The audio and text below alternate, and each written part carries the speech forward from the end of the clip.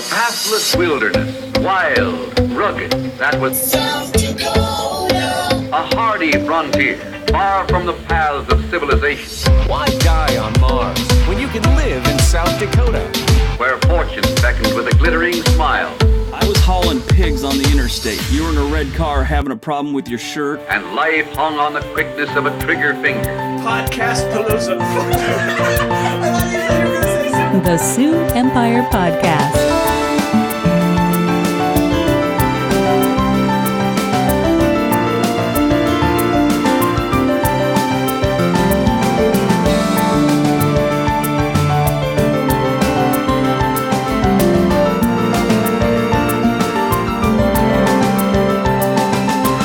So I guess I'm just going to kind of dive in a little bit here, just get it going. Kind of going to do it a little informal because we just got a small group here. What are people's kind of expectations from the panel? Because the thing with podcasting is that there's like a million different formats. There's a different ways to record it. What are some of people's ideas, or what would you like to hear about, or do you just want me to start from the top, like totally how to do it, like on a cookie cutter podcast? So. Okay, I'll do that, and then I just with the disclosure that there's a whole bunch, like if you get to a point where like, well, I couldn't do that, there are other workarounds and other ways to do it. There's like a million ways to do a podcast. But, so the first step is you need a topic, something to talk about, obviously. It's ideal to have like a niche of some kind, something that people haven't heard before. I mean, you could totally do something that other people do.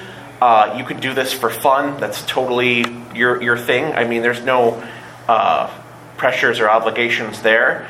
I will caution you, if you're thinking that you're going to get rich podcasting in any way, shape, or form, that is never going to happen unless you are. Even the people that have done that, like Marin and Joe Rogan, people like that, they were famous before, and they used their connections from being famous before the podcast to streamline it in there. So yeah, that's debatable with Mark Maron. Famous people. Yeah.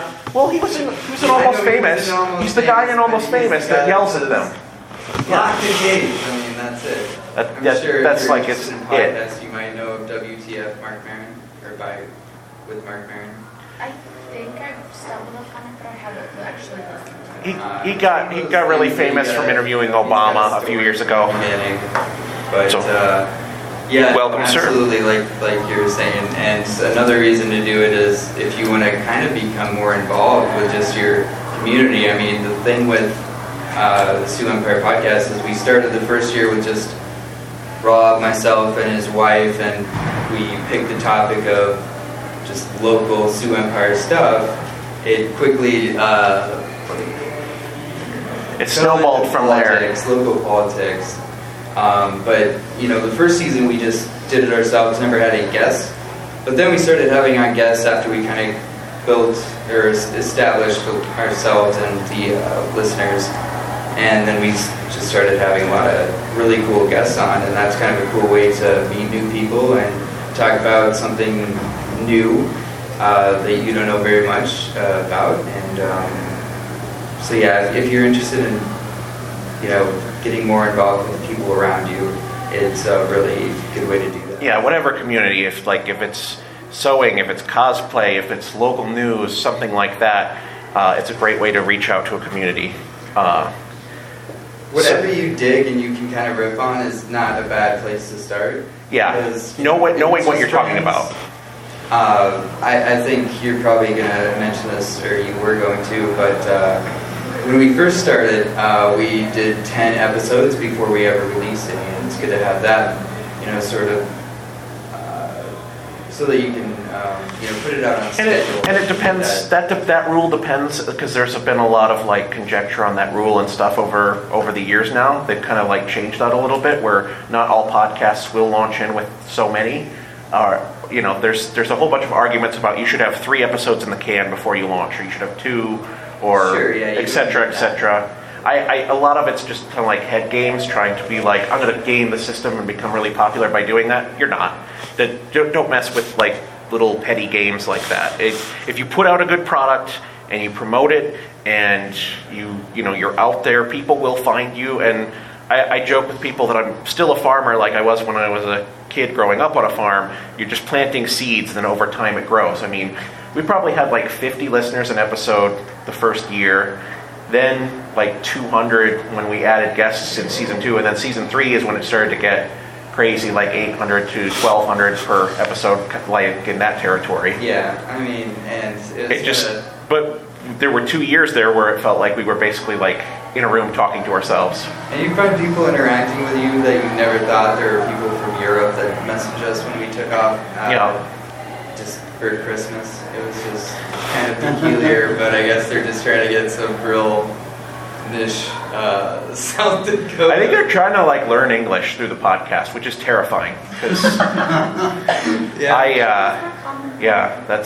that is not the way to do it. No, they're not learning from the best sources. Not so much. So the next thing, once you've got your topic and your idea and your niche, is we'll get into the technical stuff. Your equipment. A lot of people, the big mistake they make right off the bat is they go in and they buy like a lot of equipment. You do not have to do that. There are top 10 iTunes podcasts out there where they record it with the little earbud headphones that have a microphone in them from their iPhone. And that's all they use to record. So you do not have to splurge on equipment that is totally unnecessary. It depends a lot. I'm not going to recommend a lot of specific equipment because it depends a lot on the kind of podcast you're going to make. Because, I mean, if you're by yourself, I know like Sarah Werner, who's a big podcaster here in town, she's got an iTunes like top 10 sci-fi podcast called Girl in Space that's amazing. I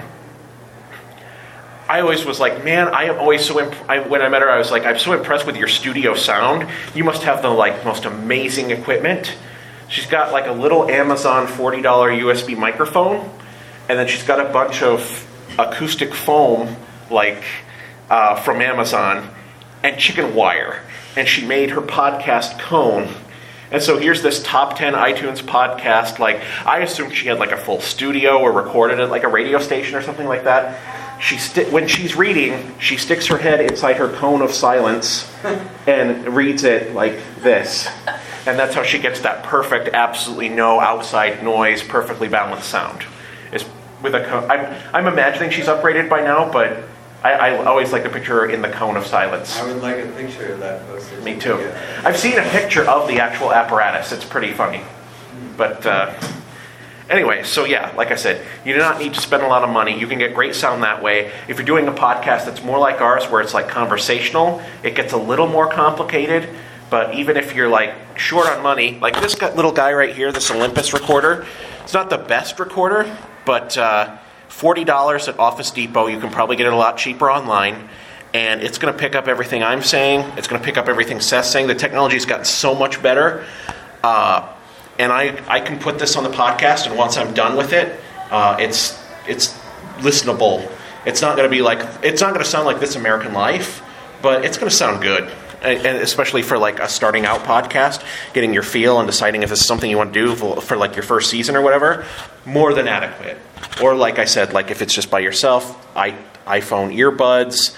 If you want to be a crazy person and have like no self-control, you could be like me and go buy a bunch of condenser mics and a mixer and all that stuff like right off the bat, which it is nice. I mean, it gives me a lot more flexibility, but especially like the first few years where I didn't know what I was doing with the mixer, it's really debatable whether it was like a hindrance or a help to even have all that equipment, because I was learning from it, which I learned how to use the equipment, so that's helpful. I think that's a bonus, but you have to start out with the complicated stuff. So my point there is, don't spend a lot of money on equipment. Try it out with something cheaper, and then like if it's taking off and someone starts talking about sponsors, or you're like pushing like 1,000 listens an episode or something like that eventually, or something like that, then you can start looking at like upgrading a setup and stuff like that. Or if you're doing it for fun like I am, and you're just done with money anyway, you can splurge if you want, but it's not going to make or break your podcast. And a lot of people will go in thinking they can spend a bunch of money off the bat, and then that will make their podcast work. No, you can have a $400, NPR condenser mic and make a terrible podcast. I've heard them; they're out there. Yeah, it's just how passionate you are about the topic, and like you shouldn't feel bad if you have to jump topics because, like I said, we started out with one mindset and then it quickly changed. It evolves as you learn what you're doing. And So the next thing, once you got some kind of equipment to record it, almost all these devices and things are going to make what's called a wave file. That's what your audio is going to come out as. Some of them are going to have it in stereo. Some of them will have it just one channel in mono. Unless you're doing like an audio play, like radio play, which those are fun, that's like full of like characters and sound effects and stuff like going on. Unless you're like fully produced like that. I upload all of my stuff in single channel mono anymore because it halves the amount of data, and something I learned, like the first year I was uploading stereo, so I was literally just wasting and paying for twice as much upload than I needed to. But, you learn from your first year. yeah. So, yeah, just stick with We did upload. make a lot of mistakes, just like forgetting to return the recorder on perhaps, but Never going to let that go. yep, no. No. Come on. So you get the WAV file. The next thing is, how do you clean it up? There is a free program that is very easy to use for audio editing called Audacity, and I'd say 90% of podcasts use it. There are podcasts that are like where people do this for a living, and they use Audacity because it's like anything on the network that like Flophouse and my brother and me.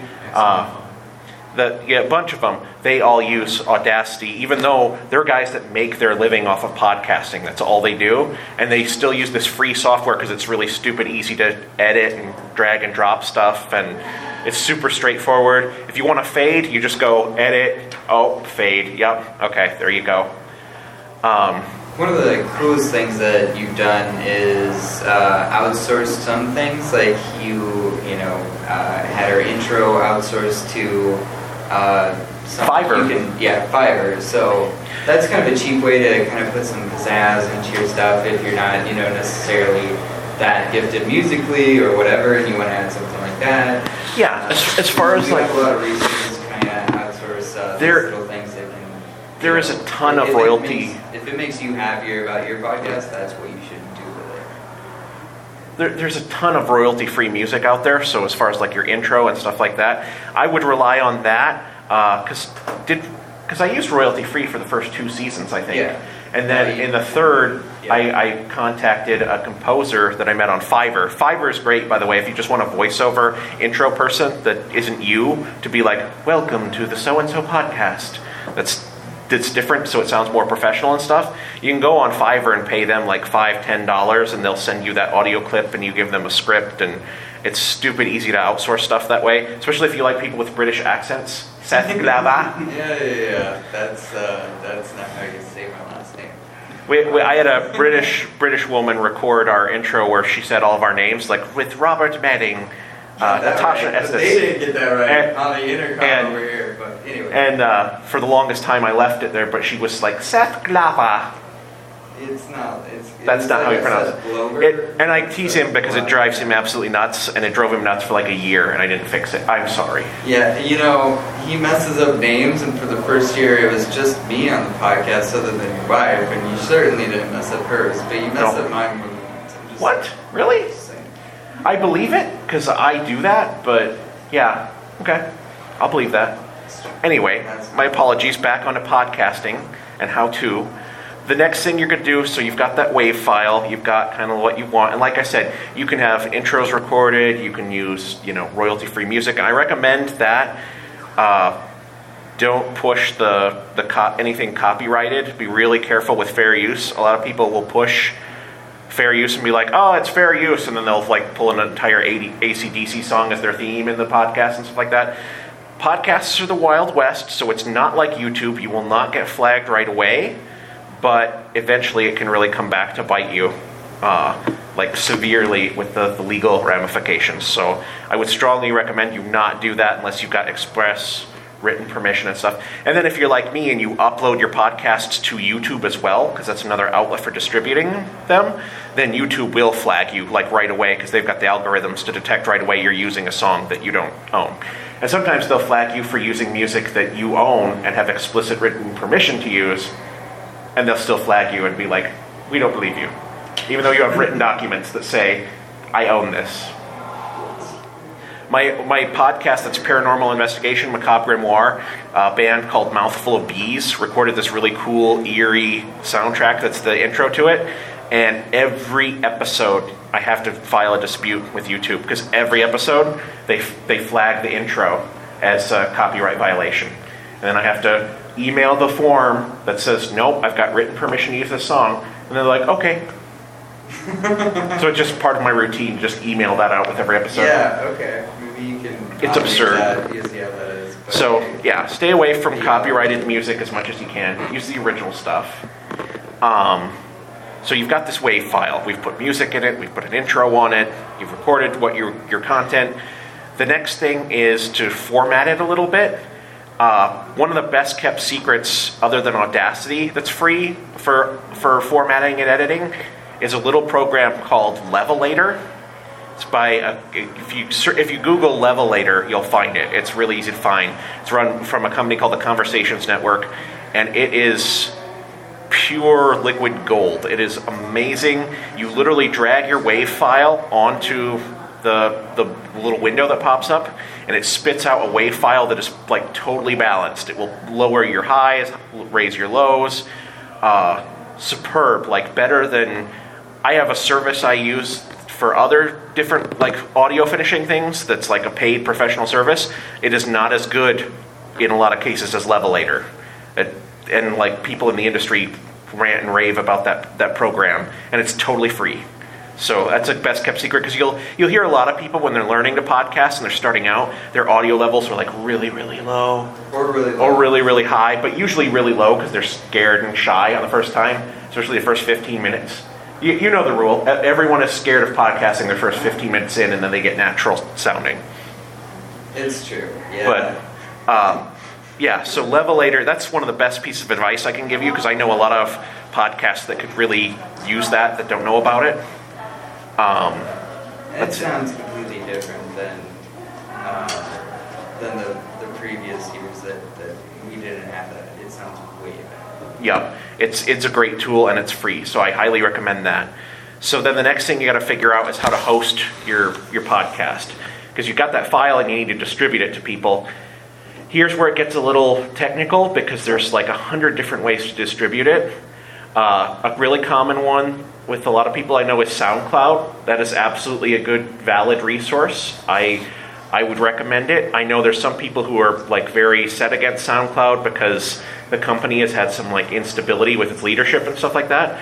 But it's a great value, because it's like $120 a year, and then unlimited audio for the entire year. Like you could upload 100 episodes, and SoundCloud doesn't care.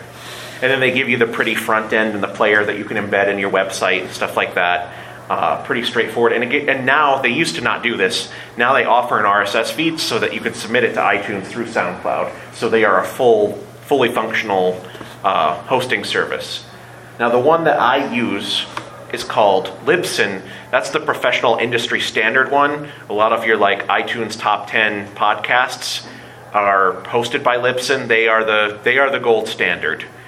The thing with them is that they're a media host, so they host your file and they give you a little player, but you might want a prettier like WordPress website to actually put the player on and display to people, because otherwise the Libsyn website's kind of ugly, but it's a good host, and the rates are pretty reasonable. But that one will charge based on the volume or the amount of files you send. That's why I was talking about paying double, because I send stereo files instead of mono files.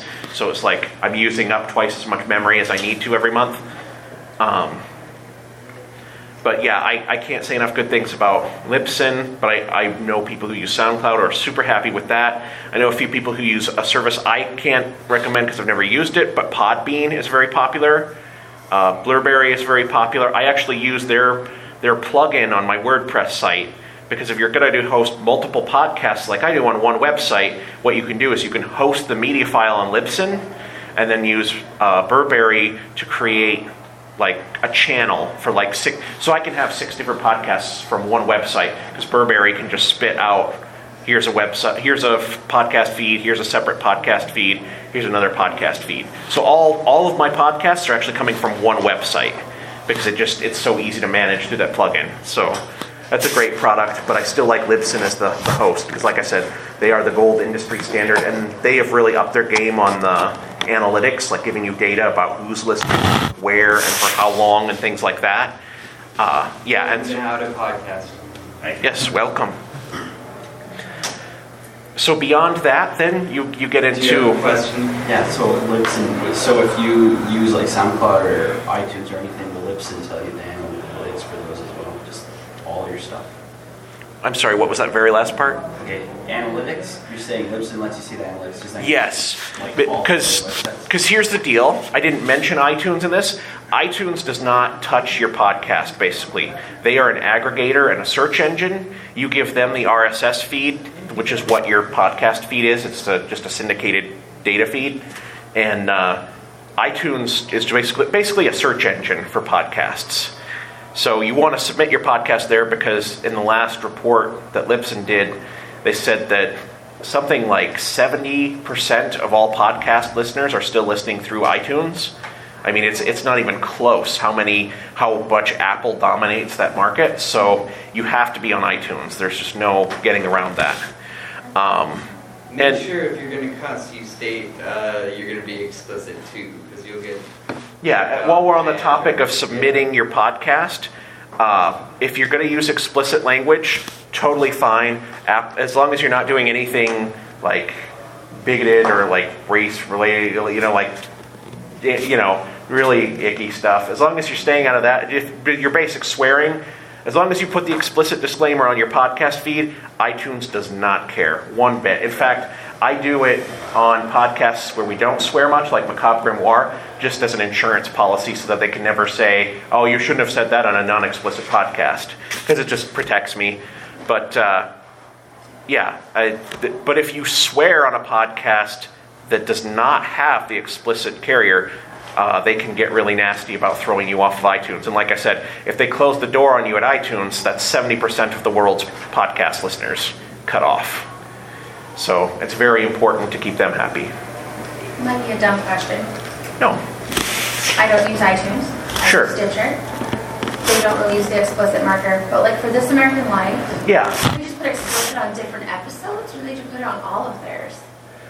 I think This American Life, if I recall, they put the explicit on specific episodes, Okay. which some services allow you to do that and some don't. I don't know if the Burberry plugin I use lets me do that. So just as a caution, I put it on the channel just so I'm covered, because I just don't want any miscommunication where someone flags me for having swearing when I'm not supposed to. Because they'll do that, and then what This American Life does is, because they're also going to broadcast it on public radio, is they'll put a censored version on their website and on the radio, but the explicit one is the one that's in their main feed. So and Stitcher is another great resource. I mean, not nearly as big as iTunes, but basically you just take your RSS feed that you'll have from your host, you just put that feed in, you go basically Google submit a podcast to Stitcher, submit a podcast to iTunes, and you're immediately going to find their Connect portal.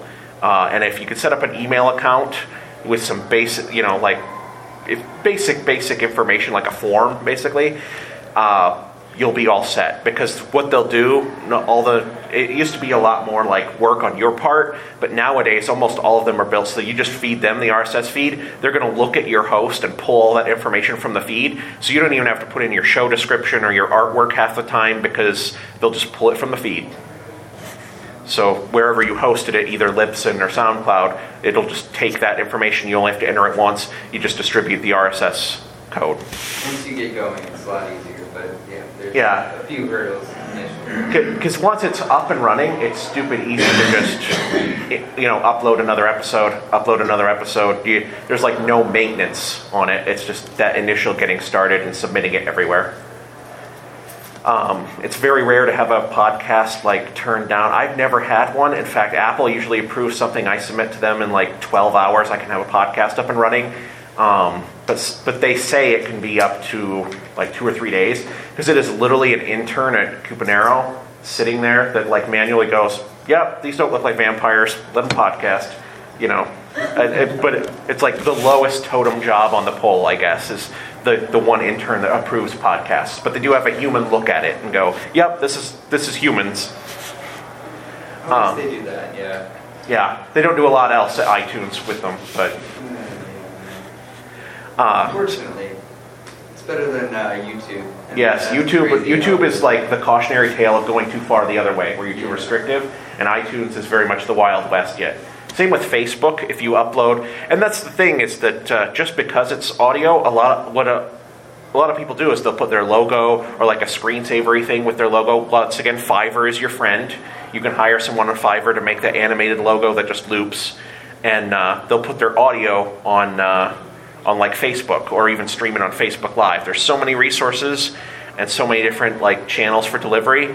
But if you're doing a true audio podcast, I can't stress enough that iTunes is the way, because you know Libsyn is the biggest game in town, and they put out their annual report every year. And this year they said like 70% of listeners are still on iTunes. I expect that to shift a little bit now that Google is finally taking podcasts seriously, and there is now a dedicated Google podcast app. There wasn't before, so you had Stitcher and Podfree. There's like a million podcast catchers out there. But the nice thing is that almost all of them just steal information from iTunes and skim it. So once you submit to iTunes, you're on like a dozen different applications you don't even know about streaming, because they want, you know, people to listen on their service, so they're going to pull them. So you really only have to submit to the big boys. Submit to Google, submit to iTunes, submit to Stitcher, and Spotify is growing rapidly. So I would definitely submit to Spotify. Their submission process is a little more pain in the butt, is the technical term. But yeah, it's worth it, because they're rapidly growing. They are the next biggest. They weren't even on the radar last year, and now this year they're like the next. Even though Apple has 70%, the next fastest and the fastest growing is Spotify. So it's a good place to be. Yeah, and from there you just need to promote your podcast. There's a lot of different ways to do that depending on what kind of podcast it is. Like Seth was saying earlier, it really helped us when we started doing interviews with people and like communicating more with the community. Guests are a big boon. Unless you're going to do like an essay kind of thing where you're going to like research it and plan it out and like read this set essay. If you're going to have discussion and you're going to have guests, then your guests are a big part of succeeding. I'm going to let him finish. Live stream, which will be followed by a Q&A via Skype with the writer and director of the movie. They will also be doing some prizes and giving away some... It's really scary to hear Dan Bubbets Jr.'s voice like that. He's like the voice of God right now. He's like, where's that coming from? Just imagining Dan with that much power is terrifying. Dan's a good guy. He's a friend, and he's from I call him my Huron homeboy, because he grew up in the like same part of the state I did, and there's like almost no one out there, so I'm surprised we're not related, really, you know. Anyway, so we were talking about distributing podcasts, and promoting is a key thing. Around here, Facebook is a lot bigger than Twitter. Facebook is king if you're trying to. But that depends on your. To go for Sioux Falls. It depends on your niche, because we are targeting people in the Sioux Empire. That is our niche. So 70 to 80% of users in this area do everything on Facebook.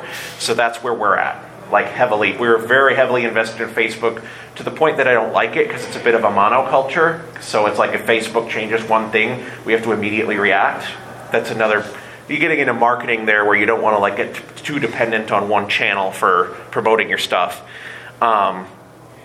Periscope is really growing and doing well. YouTube, obviously. Social media is a big, because we're talking about promoting now. Sorry, I'm a little off track, but we're talking about promoting. Another good channel is emails. I do like to get an email list. I'm not huge on collecting emails, but it is effective for like the set people that you rely on email, and it's a great channel because it's not controlled by Facebook or Twitter. If Facebook puts out an algorithm change tomorrow that makes it really hard to find my podcast, my email list people are completely unaffected by that. That's all me. I own that. I own the means of communication that way. Yeah. Do you use like an email generator software, or do you do emailing and have the list all input into like your own? I use MailChimp. And so what you can do there is you can have like up to 2,000 email addresses, which is like way bigger than my list is, for free. And you can actually connect it to an RSS feed. So what mine does is if a new episode of my podcast comes out, MailChimp reads the RSS feed, puts out the set, the image from my podcast episode, the title of my podcast episode, and a link, and emails that out to the list whenever a new episode comes out at the set time that I determine. And that's all free. So that's a really great channel once you start collecting some emails. And then they make an embedded form you can put on your website to collect more emails. You can be like, sign up for our mailing list or our newsletter. And especially if this is the only way you're going to use it is to tell people there's a new episode of the podcast, tell people that. Tell them you're not going to sell it or anything like that. This is just, hey, I want to hear there's a new episode. And people are usually a lot more receptive when they know it's just like, I'm just one person. This is just my podcast. This is not a multi-level marketing thing going on with your email. Yeah. I mean, you definitely want to, think about your listeners' trust, and don't pull a South Park Cartman's dad. Nobody wants that. That's an outdated reference. I'm sorry. He doesn't even get it. You're too young. Thank you. Sorry. Podcasting's about the humor. Anyway. If it's a humorous podcast. Yeah.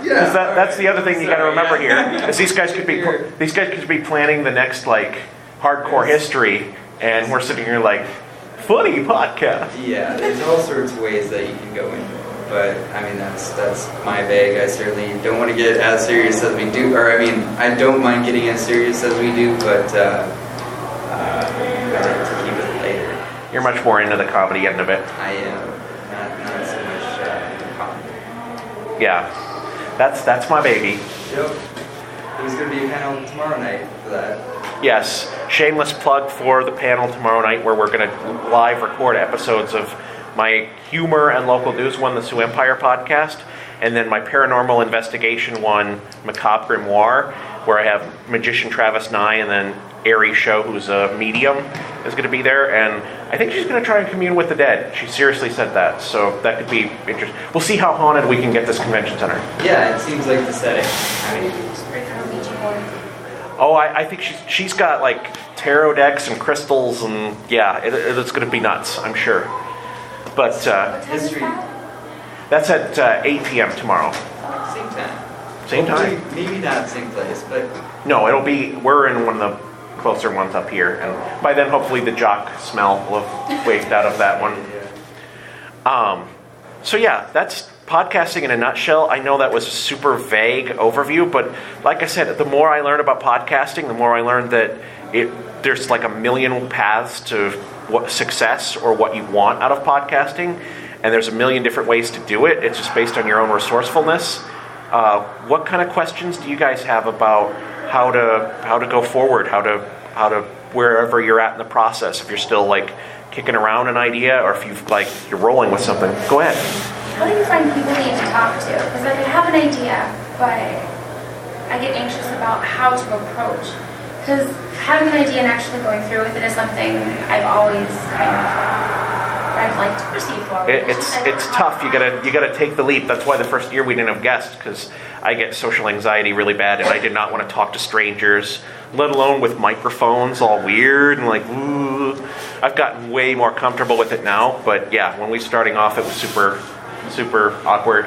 Oh yeah, we don't have a special place for it. It's just at Robert's place, and so Right. So it depends on what kind of people you're looking for. So like with local news here in the Sioux Empire, what I do is I will look for, who's making news. And we started out really small. So it was just like a local comic book artist Dylan Jacobson got featured in the Argus Leader because his Kickstarter raised like 25, or like, what was it, $5,000? No, $6,000 in 1 week or something like that. And so it made like the front page of the Argus Leader. And I was like, let's interview this guy. What's his story? So then you use social media to stalk them and track them down like a dog. And Facebook is a great resource. Facebook is the greatest intelligence resource ever. Send them a message and say, hey, Want to be on it? Want to be on a podcast? Yep. If Augustana can get Neil deGrasse Tyson, via Facebook Messenger, you can talk to somebody, in your local group, or you can even do it via web. And if it's something that you don't necessarily know a lot of people in this area or your topic. Yeah. So okay, you can still create those connections via Reddit, Facebook groups, wherever you can find people who are in that same thing. If you're talking about an industry podcast, LinkedIn is a great resource if it's like a business podcast. Just go where they are, and I guess it's just like dating. You just gotta ask. Marketing and getting your guests kind of go two in one. They're hand in hand because the guest helps promote it, because then usually they'll go back on their show or anything like they're doing, or they'll just, like with Sioux Empire Podcast, that was just a big part word of mouth, that people were like, oh yeah, I was on this podcast last weekend, or yeah, I've heard of them because my friend was a guest on it, a month ago, or something like that. And then as you kind of like climb the totem, you get bigger and bigger guests, and those guests have a bigger umbrella. And I mean, you see how it works. It snowballs, basically, to the point that you get like the art director of the Washington Pavilion in, or you get like the mayor or somebody like that. Your whatever your goal guest. Exactly. Let's see. Any other questions? Okay, so talking about content creation, let me speak for myself. How do you go about creating content and then keep doing it? How do you keep in the rhythm of doing it? I want to let all you people know this. Surprise, Rob does most of this stuff, and I'm there for the ride. So I mean, you really have to be dedicated. If it was up to me, we would have not, gone past one season, just because Rob has this super dedication and he loves it. People ask me how I do it, and I tell them that mental issues really help. Mental illness is a key to keeping all these podcasts going at once. You have to stick to it. It's not. That's the thing. It's a long. You're planting seeds. Yeah, exactly. You're not going to blow up in the first year necessarily. So you got to think in terms of years with podcasts, and you're growing your audience. The only podcast I ever had blow up right off the bat was actually Urban Indians podcast that I produced, that's hosted by Gabriel Nightshield. That one exploded right off the bat because 4 or 5 times. Yeah, he's won the NAMI Native American Music Award, like the Native American version of the Grammys, where they have an award ceremony in New York and stuff. Really? He's won it 4 times. And so he has a national following and stuff, and so that got us onto USA Today and NPR and stuff like that. So the first week of that podcast, we had 6,000 downloads, and that's just that's that power of that. Like me talking earlier about Rogan and people like that. If you're already famous and you come into podcasting, it's a lot easier, but obviously everybody doesn't have that kind of resource. But if you're looking for a co-host or something like that, if you know someone. That's the thing, the NAMIs are very obscure to someone who's not in the Native American community, so you wouldn't on the surface think that would be a massive draw. But if you know somebody that's big in your industry, a big influencer, that can help too, or in your topic, or somebody who's a comedian that has a following, that can help as far as your guests, depending once again on your topic, keeping it open-ended here. Yeah. And I mean, you can do. Like I said, if they're out of the state or whatever, the people that you want to contact are, oceanographers or whatever. Sorry. You're fine. We're explicit. Yep. And it's after dark, Seth. This is SiouxperCon After Dark. That's right. I went there. You completely got me off track. Never mind. Whatever I was going to say, it probably wasn't that important. Mission accomplished. Raw stuff is important. Yes, that's right. Everyone listen to Ross. So back to your actual question about content creation, it depends a lot on your topic. If you find you're burning out on it, you might want to take like a different direction and retool a little bit, or like find like a different niche within a niche. You know what I mean? Like, full disclosure, I produce a podcast for Pete here, Happy Warrior Podcast. That's a political podcast.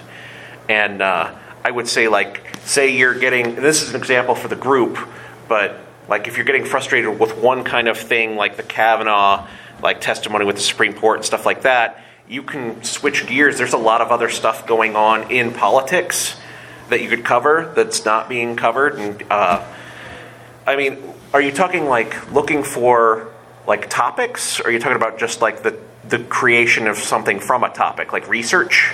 Yeah. How do you? I mean, especially I guess for people that are starting out, how do you go about like getting into the content creation and then just keep going? Like, how do you keep that? How do you keep the fire alive? Okay, that is a quite a different question than I thought what you were asking, but that's a good one.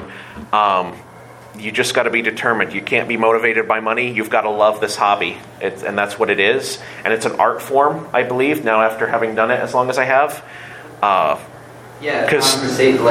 we were saying, if a conversational type of podcast isn't your thing, maybe try writing one out. Maybe if you like writing and have it a scripted podcast, because that's something completely different. So if you're floundering on the conversations and not really loving that, maybe have something written out ahead of time, and you might enjoy that process a bit more. So you can try new things, like Rob was saying. There's a million different ways to podcast. And it's all about really, you gotta want to do it, whatever it is, and be passionate about the topic. And going back to determination, it's just like people.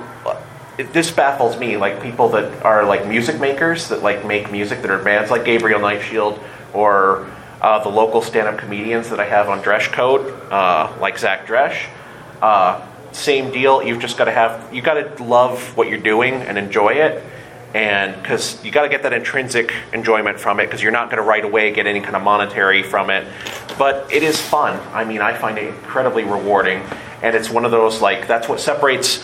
If it was it would get way too easy and way too oversaturated if it was so easy that just absolutely everyone can do it. The fact that there is a little bit of a difficulty threshold in it, and that it does, I wouldn't say difficulty, but there's work. There's sweat equity that you must put into it to get established. And in a way, that's a good thing, because that's a gatekeeper a little bit, instead of like somebody who just goes, I made a Facebook Live video. It's like, this requires a little more thought, so you can go in with more thought and more planning and execute and stand out from, you wouldn't want it to be that anybody could just wander in the street, record it, walk away. Kind of like you get YouTube, is what you get. YouTube like 10 years ago. Pretty much, yeah. So, go ahead.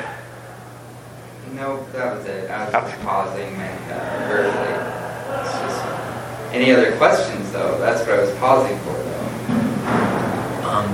I guess I have a question that may have follow-up questions depending on the answer. Do you guys record locally all the time, like within the same room or whatnot, or do you record some stuff from? I try to, because it is a major pet peeve of mine for podcasts that record one person on Skype, but that's a super common format, and it's incredibly restrictive to me as an artist, probably, that I have that hang up, because the ability to talk to people all over across the country is a really powerful tool if done right, because it just broadens your guest sphere. So I'm lucky that I don't have to do that, because my focus is local. So I try to get the local person in my studio, and then I think there's better sound quality there and just a better rapport, because then you got body language working and stuff like that.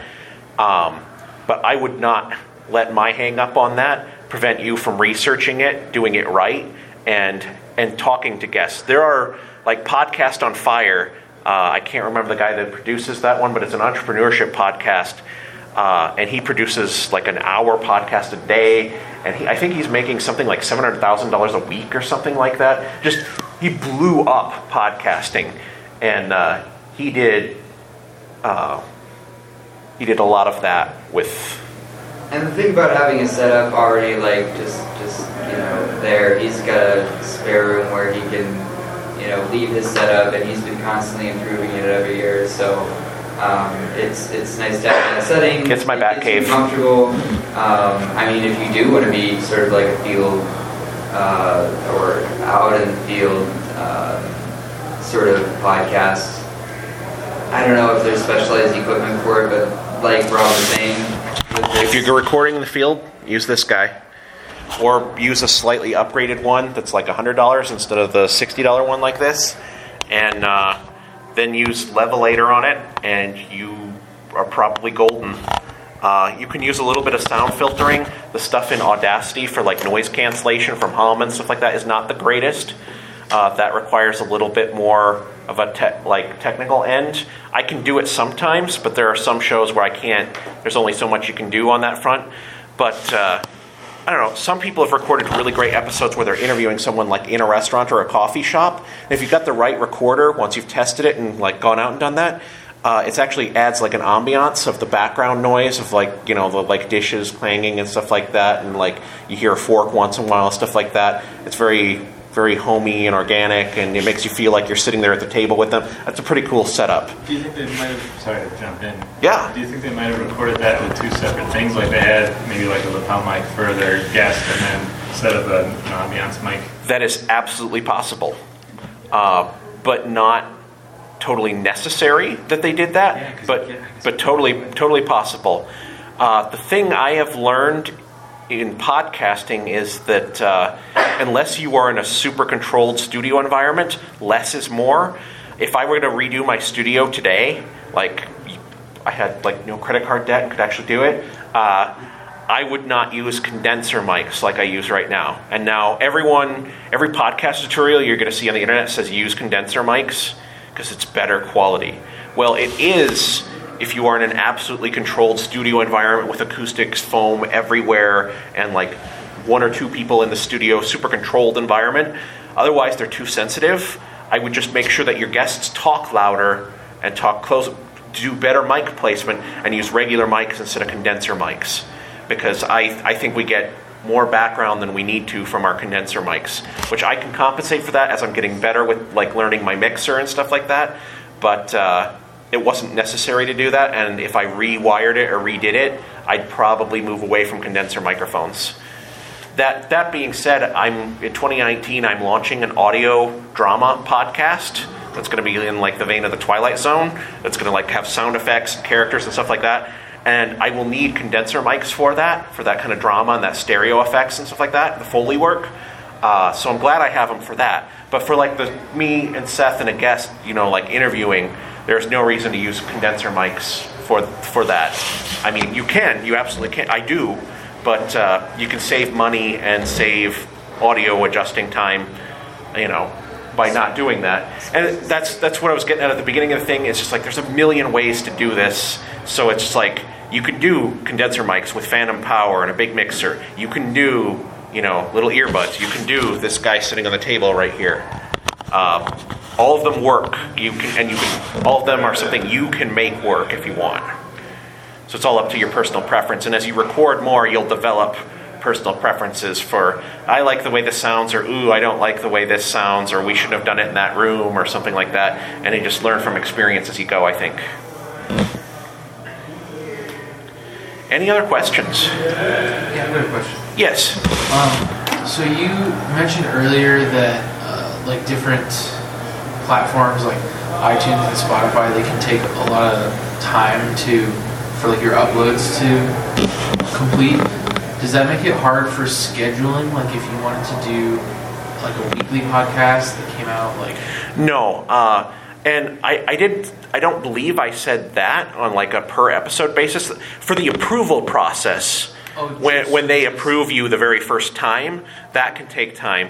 Your actual uploads, now I will speak from my experience. I've had incredibly good luck with them always appearing the instant I put them on my feed. Now, Sarah Werner, who I mentioned earlier, who's done a lot of podcasting, she has complained to me that she's had podcasts that are delayed by like 2 days from showing up. That has not been my experience at all, personally. For me, they've always shown up within 24 hours of me posting them. So like very consistently, Urban Indians podcast is always released every other Wednesday morning at 8 a.m.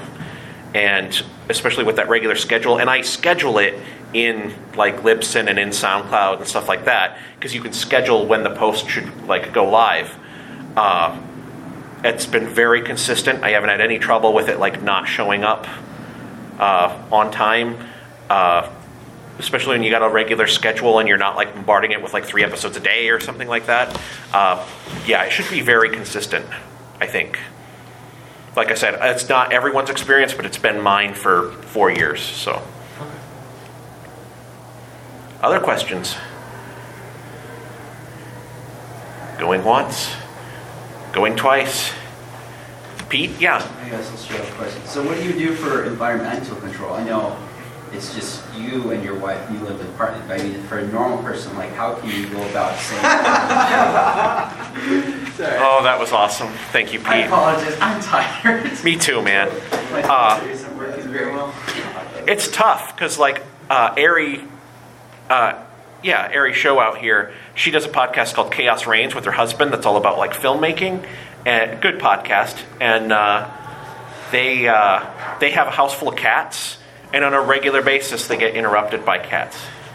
And it's hilarious because they'll be like, oh, we had to cut away. And then you'll hear like a cut. And they'll be, okay, we're back. Our cats, they really want it in this room because this is the room that's got their litter boxes. This is where we record. And, so you can like make a story out of it because it's like, this is the story I always think of. Mark Maron interviewed Barack Obama with Obama leaning up against Maron's like 2002 Volkswagen Beetle in his garage because his studio's in his garage. So it's like I picture Barack Obama leaning against a guy's old car sitting in a garage. Like it's wonky, but you, with composure and the right context, everyone understands that podcasting is something different. It's organic. It's very ground level. And so unless you're doing like an American Life or like an essay one that's like in a cone of silence, there's a lot of forgiveness there, I think. Some people won't forgive it. Some people get really picky about having anything like that in a podcast. But I think part of that's the spice of life that actually makes podcasts worth listening to instead of like a corporate produced, like mass produced thing. You don't need a dedicated space for it. You know, you can have, like Rob's saying, just really lightweight equipment. And there you go. If you want to go longer than an hour, you certainly can. Okay. You're the only panel in here, so as much time as you want. We're kind of in Q&A, and I think I'm about to. I don't know who that guy is, but but that was awesome. Yeah, we'll be wrapped up here shortly, I think. So, thank you. You're welcome. And that was the other thing I was going to say too. If anybody does have any other questions, I wish I'd said it before the people in the back left here, but I have an open door policy. So anytime you want to come over, you live in Sioux Falls, and you want to shadow a podcast and see, like, I all the time, Seth knows, I'll have them sitting next to me and I'll be like, okay, this is my mixer, this is what I do, this is why I do it. Your experience may be different. So you can call me or text me or email me, and we can set that up, and you can shadow an episode of my podcast if I've got room for you in the studio. My email address is it's rob@theSiouxEmpire.com, so it's ROB @ THE and then SiouxEmpire.com, because I can't spell Sioux Empire, apparently. This is the perfect time. It's Rob, don't email me. Right. Because I personalize this card. And that's not Rob's number, but if you email him, he'll give you his number and you can text him. But yeah, he's been great about showing, not just me, but it's kind of the mandate of the larger organization. Yeah, we're all about podcasting as a whole. Thank you. Sioux Empire. So it's, Rob loves to do this entire. Yeah, and I love teaching, and I love a rising tide raises all ships, especially with podcasting, because it's like half the battle, especially in this market, is education, like what is a pod, you know, I was laughing with someone. Places they don't have any idea that podcasts are listened to. So I mean, if we grow the community, then maybe that's just that many more people. Nobody listens to just one podcast, and everyone, like someone's playlist of podcasts is like their fingerprint. I swear. I ask every like person I have on, like guest or like people I'm just meeting here at the convention floor and stuff, like, so what podcast do you listen to? And I swear, every time someone will have at least one podcast in their list I've never heard of. And I've asked hundreds of people that question, and I swear I never get the exact same. There's common ones, like a lot of people like Hardcore History, a lot of people like Mark Maron or Joe Rogan, but they'll also have this obscure Haunted South or Southern Gothic podcast that I've never heard of, and then I listen to it, it's fantastic. Or Lore, or something like that. That's another great one. Lore is amazing. I love Lore. Well, yeah, they got an Amazon TV show, for crying out loud. Aaron Mahnke, that guy's got to be making bank by now. That's not usually how it goes for podcasts. Yeah, that is not the case. The median podcast, according to the CEO of Libsyn, gets 45 downloads. Wow. That's the medium or median, and considering you've got podcasts that get 2 million downloads and then ones that get none, think about how that averages out. So it's just like, so if you're frustrated when your first few seasons and stuff you get like 40 and 50 listens, you're doing well. You're on track if you're getting that many, because that's a median. And there's a lot out there. So like I said, to distinguish yourself, pick a niche that actually like makes you stand out a little bit helps. But you can, that's not to say like you can't do, oh, there's already a Ghosts podcast. Yeah, but is there a Ghosts of the Missouri podcast? Is there a, like haunted podcast that's hosted by, someone who doesn't believe in ghosts but has a friend that does? You can add dynamics to it and mess with it. Look at how big police procedurals are in TV. Like every kind of show is a police procedural, but there's like a billion different flavors of it with different character dynamics and stuff like that. Podcasts, same way.